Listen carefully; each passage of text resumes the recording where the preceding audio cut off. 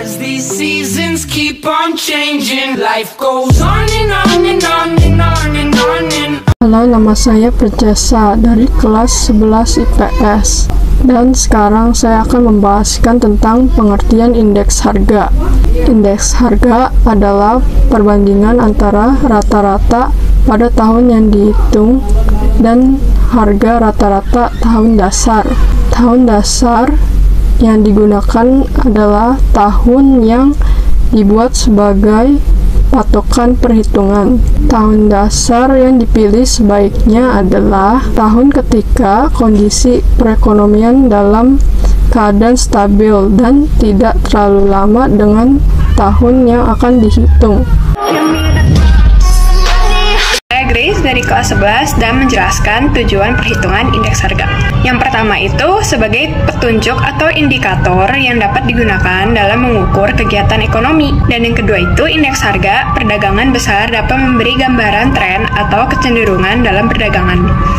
Dan yang ketiga itu indeks harga konsumen atau biasanya disebut dengan IHK, dan indeks harga biaya hidup dapat digunakan untuk penetapan gaji dan perubahannya.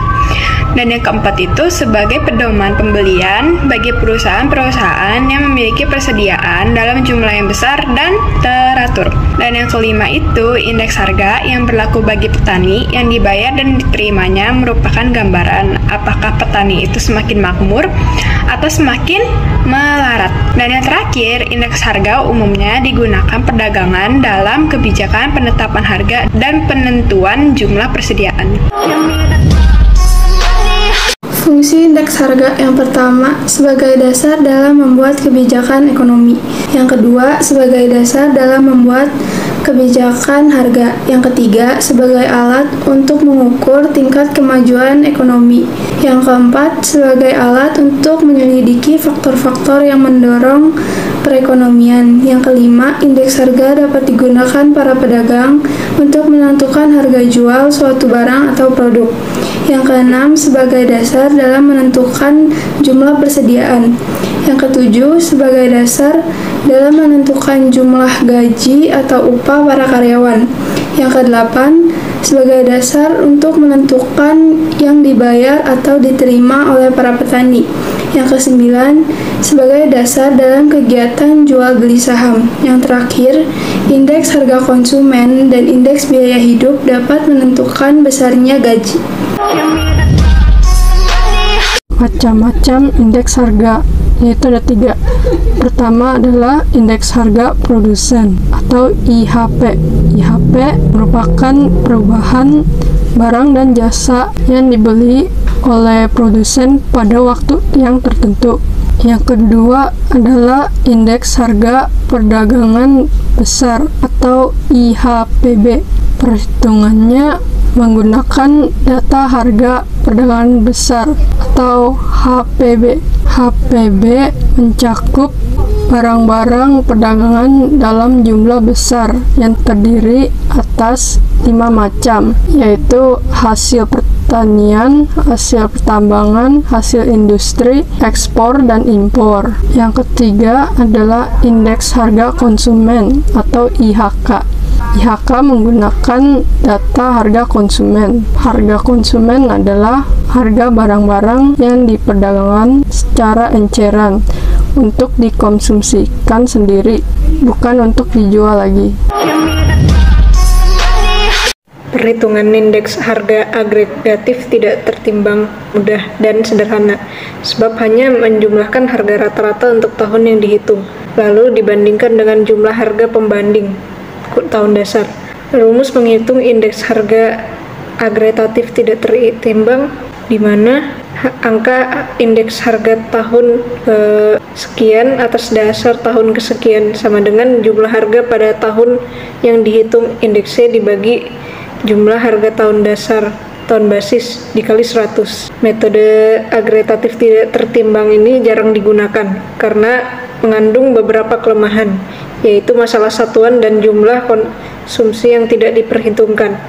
Oleh karena itu, indeks harga yang dihitung tidak mencerminkan keadaan sebenarnya karena tidak memperhitungkan timbangan. aku Brigitte Michelle Su akan menjelaskan bagian indeks harga tertimbang. Jadi indeks harga tertimbang itu memberikan bobot yang berbeda-beda pada setiap komponennya. Berbeda halnya dengan yang indeks harga tidak tertimbang. Indeks harga tertimbang itu bobotnya sama rata. Kalau yang tertimbang ini bobotnya itu beda-beda. Hal ini dilakukan karena pada dasarnya setiap barang dan jasa itu punya tingkat utilitas yang berbeda-beda. Utilitas itu manfaat dan kepentingan. Indeks harga tertimbang itu dibagi jadi dua rumusnya. Rumusnya yang pertama ada metode Laspeyres sama metode Paasche. Metode Laspeyres sama metode Paasche itu rumusnya hampir sama. Yang beda cuma di QO sama QN. Nah, rumus yang metode Laspeyres itu IL sama dengan sigma dikali PN kurang QO dibagi sigma PO dikurang QO dikali 100%. Kalau yang Paasche itu sigma dikali PN dikurang QN dibagi sigma dikali PO dikali QN dikali 100%. Nah, IL ini angka indeksnya, sigma itu total, PN itu harga tahun baru, PO itu harga tahun dasar, QO jumlah barang tahun dasar. Nah, yang bedanya ini tuh di bagian QO sama QN. Q itu kan barangnya, biar gampang diingat, N itu new, O itu old. QN itu berarti harga di tahun baru, QO itu harga di tahun lama. Jadi gampang diingatnya kayak gitu. Terus ini juga ada contoh soal. Ini ada contoh soal buat Laspeyres. Langkah pertama itu kalian harus tahu rumusnya dulu. Habis itu kalian tinggal masukin aja angka-angkanya, kalian kaliin dulu PN kali QO, terus kalau udah ketemu, kalian totalin. Itu kalau misalkan udah ditotalin semua, tinggal masukin ke dalam rumus. Jadi totalnya itu dibagi, terus dikali 100%. Nah, nanti kalau misalkan udah ketemu hasilnya, itu hasilnya udah jadi. Nah, ini ada contoh soal yang Paasche, caranya itu sama juga kayak yang sebelumnya.